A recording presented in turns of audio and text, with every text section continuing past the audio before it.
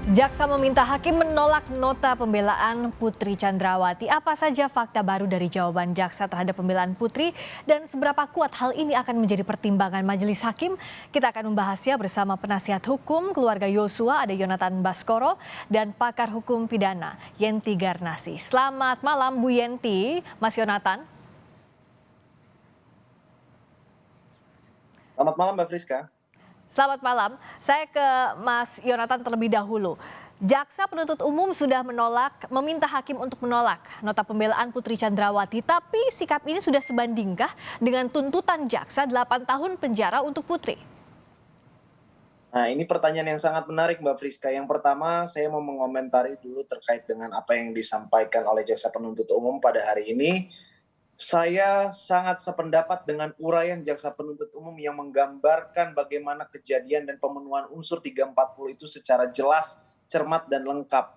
Yang bagaimana kita telah saksikan bersama tadi, bagaimana ternyata peran Putri ini yang dikatakan sudah berbohong sejak awal dan terlibat sejak awal. Namun ketika kita melihat semuanya secara komprehensif apa yang disampaikan oleh jaksa penuntut umum pada hari ini, yang masih tetap dengan pendiriannya terkait dengan penolakan pledoi ya, atau sanggahan terhadap pledoi yang disampaikan oleh Putri Chandrawati baik perorangan maupun lewat penasihat hukumnya. Nah, ini saya rasa sudah jelas menyatakan bahwasannya memang Putri ini terlibat turut serta di 340, terbukti secara sah dan meyakinkan. Namun pertanyaannya terkait dengan tuntutan, itulah yang justru menurut saya sangat kontradiktif dengan apa yang telah dinyatakan oleh jaksa penuntut umum. Keterlibatan Putri ini ternyata sedemikian rupa, namun tuntutannya sangat jauh dari harapan keadilan keluarga dan seluruh masyarakat Indonesia. Saya rasa demikian, Mbak. Mas Yonatan, apakah melihatnya harusnya tuntutan Putri ini lebih tinggi dibandingkan terdakwa lain, Eliezer misalnya? Ya, tentu saja itu sudah seharusnya memang jauh lebih tinggi di atas Richard Eliezer, ataupun Richard Eliezer harusnya di bawah dari Putri Chandrawati, karena kita lihat apa saja yang memberatkan Putri Chandrawati di sini. Selain keterlibatan yang secara sah dan meyakinkan telah disampaikan oleh jaksa penuntut umum di dalam dakwaan dan tuntutannya ya terutama. Kemudian dikatakan juga Putri ini berbelit-belit berbohong dari awal, kemudian terus mengingkari sampai di ujung sini seperti tidak ada penyesalan, bahkan pura-pura tidak tahu begitu apa yang sebenarnya terjadi. Nah, ini kan menurut saya adalah hal-hal yang sungguh sangat memberatkan di luar dari 340 yang dinyatakan sudah terbukti tersebut, Mbak. Sehingga dalam hal ini memang yang sebentar lagi kita akan sampai pada putusan majelis hakim, ini adalah taruhan marwah penegakan hukum di Republik ini, serius atau tidak. Kalau saya melihat di dalam fakta persidangan yang telah kita saksikan bersama-sama selama ini, untuk tuntutan kepada Putri Chandrawati jauh dari angka 8 tahun itu saya rasa sangat dimungkinkan. Begitu, Mbak. Kalau dari sisi Bu Yenti, apakah masihkah bisa dikatakan bahwa tuntutan jaksa ini konsisten dari mulai dakwaan, tuntutan hingga replik ini, Bu Yenti, dengan apa yang disampaikan di muka sidang? Ya, saya senada ya, bahwa malah sekarang ini jaksa lebih menguatkan kan, menguatkan bahwa menolak semua pledoi itu ya, menolak. Tapi sejak awal kita juga agak aneh gitu ya ketika dinyatakan terbukti dan tidak ada yang meringankan ya, kecuali baru pertama kali melakukan kejahatan, tapi nggak disebutkan juga waktu itu. Tapi kok ancaman pidananya, tuntutannya adalah hanya 8 tahun dibandingkan dengan FS gitu ya. Padahal dari apa yang disampaikan tadi diperkuat hari ini dengan repliknya itu menunjukkan bahwa Putri itu dan Sambo itu sama-sama pelaku intelektual ya, intelektual aktor gitu ya. Jadi gini, memang eksekutor memang Eliezer melakukan, tapi orang yang pelaku lapangan atau eksekutor itu tidak serta-merta dia pasti nanti berakhir pada penghukumannya dia, pemidananya dia.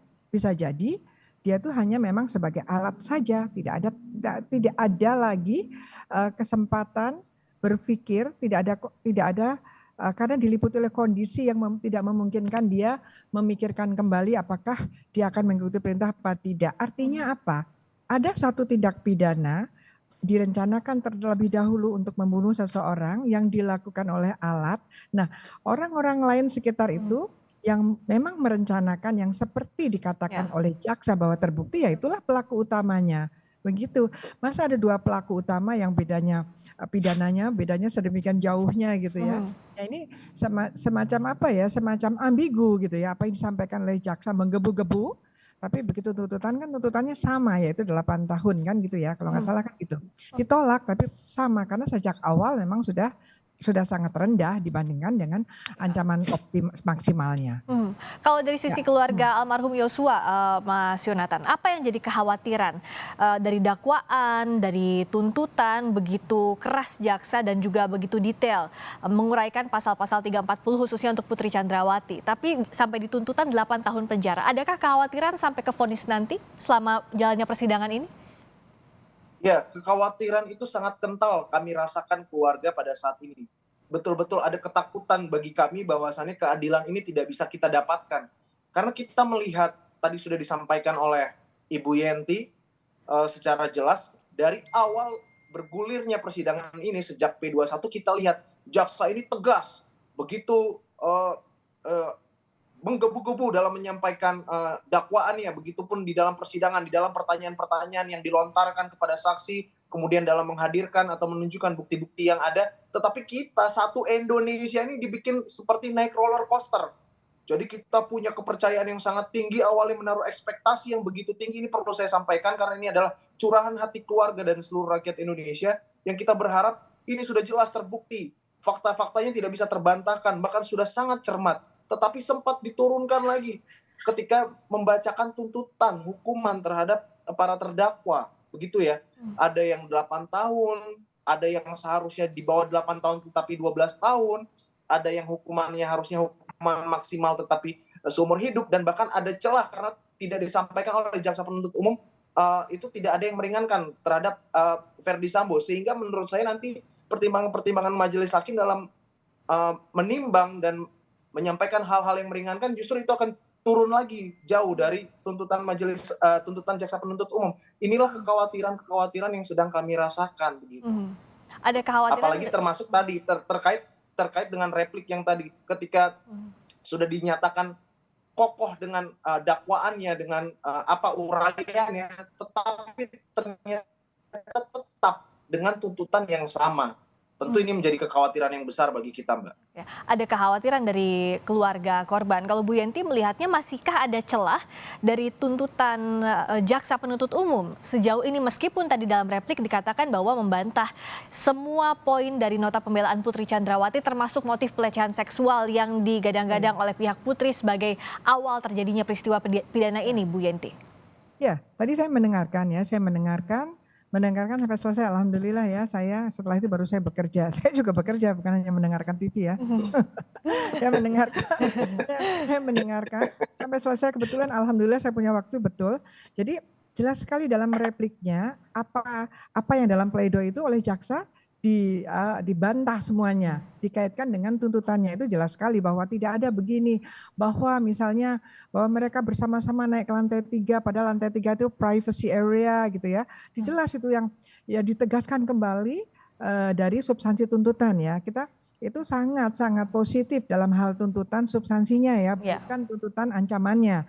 Nah betul, tuntutannya sedemikian rupa sehingga hari ini repliknya itu adalah menolak dan kemudian mempertegas tuntutan dalam menolak pledoi dan mempertegas tuntutannya, uraian tuntutan yang disesuaikan dengan bukti-bukti yang ditampilkan ya dalam persidangan pembuktian sebelumnya itu. Tetapi memang itu ancaman pidananya nampaknya tetap gitu ya. Jadi kalau lihat seperti ini, kalau tadi saya boleh ikut nimbrung jawab Mas Yonatan, saya juga ikut khawatir, apalagi Bapak Menko Polhukam mengatakan bahwa ada gerilya. Waduh, itu takut sekali ya. Makanya kita sebagai masyarakat, itu tadi yang disampaikan kan tadi bahwa ada komponen masyarakat yang ikut mengawal, yaitu pihak ketiga yang tidak terlibat, yang tadi disebutkan sebagai apa tadi? Amicus Curiae, memberikan berkas Amicus Curiae atau sahabat pengadilan. Itu kan memang Amicus Curiae kan memang dimungkinkan dengan Undang-Undang 48 tahun 2009 dan pernah diterapkan pada waktu peradilannya Prita yang apa penghinaan IT itu loh. Ya. Jadi pihak ketiga yang tidak terlibat tetapi didengarkan tapi bukan bentuk perlawanan. Itu nanti tergantung hakimnya.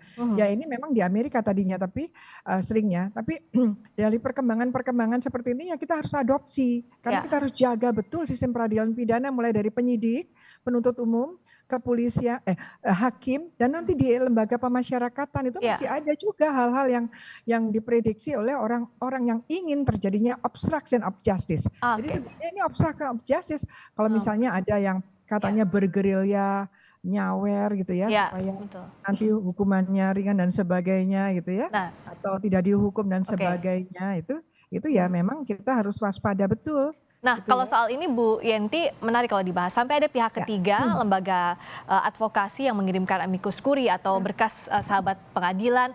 Masihkah bisa dikatakan jaksa penuntut umum yang semestinya menjadi pengatur utama dari persidangan atau dominus litis menjalankan fungsinya dengan baik? Ya tidak apa-apa, itu kan diakui ya bahwa itu memang ada. Semua hal-hal yang ada dan kemudian Indonesia sudah mengadopsi itu memang bukan asli kita di dalam peraturan perundang-undangan juga muncul di dalam undang-undang tentang kekuasaan kehakiman ya. Di dalam pasal berapa sih ya? Pasal 5 ayat 1 kalau nggak salah Undang-Undang 48 2009 ya, itu memang ada tentang itu. Ya itu kenapa diadakan ya mungkin karena itu suatu ide, karena ada mulai terkikisnya kepercayaan kita terhadap orang-orang yang terlibat. Jadi gitu masyarakat menitipkan kepercayaannya begitu ya Bu ya? Masyarakat meminta ruangan untuk itu. Ya kalau semakin sering digunakan ya memperlihatkan bahwa pengadilannya semakin tidak dipercaya sistem pengadilannya gitu ya. Dan itu pernah kan berita dulu seperti itu. Jadi memang harus seperti ini. Ini jangan-jangan Indosuria juga seperti ini ya. Oke, tapi yang jelas untuk kasus ini jadi perhatian publik itu benar-benar ya Bu Yenti ya, kalau tadi lihat begitu besarnya perhatian masyarakat. Betul. Jadi semua pengetahuan tentang bagaimana kita menjaga tegaknya hukum, walaupun itu mungkin adanya di negara-negara yang melalui satu komparatif ya bisa kita adopsi. Kan tujuannya sama, yaitu bahwa hukum bisa ditegakkan, bahwa konstitusi kita mengatakan bahwa negara adalah negara hukum, semua orang sama di muka hukum, ya itu harus kita kejar, tidak apa-apa, dan itu sudah ada. Karena bagaimanapun juga, kalau saya berkaitan dengan tuntutannya, boleh dikatakan mungkin jaksanya gengsi lah kalau mau menaikkan tuntutan. Kalau substansinya sangat kuat ya, saya tadi berharap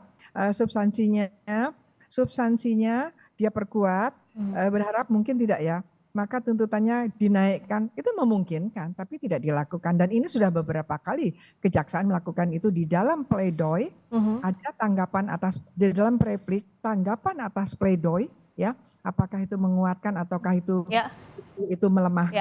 melemahkan karena ada pledoi, tapi tuntutannya tetap lah. Ini gimana maksudnya? Halo Pak Jaksa Agung yang saya hormati. Nah, ini ada titipan pesan dari Bu Yanti terakhir untuk Bung Yonatan, untuk Mas Yonatan. Jadi sekarang kan bolanya ada di tangan majelis hakim begitu. Abis ini replik, lalu duplik, dan berikutnya kita menunggu vonis. Nah, bagaimana yang bisa diawasi kalau dari pihak keluarga dan yang diharapkan? Pasca tuntutan ini khususnya untuk Putri Chandrawati 8 tahun penjara. Belum lagi dengan terdakwa lainnya yang jadi pertanyaan dari pihak keluarga tadi, ada kekhawatiran tadi, bagaimana Mas Yonatan?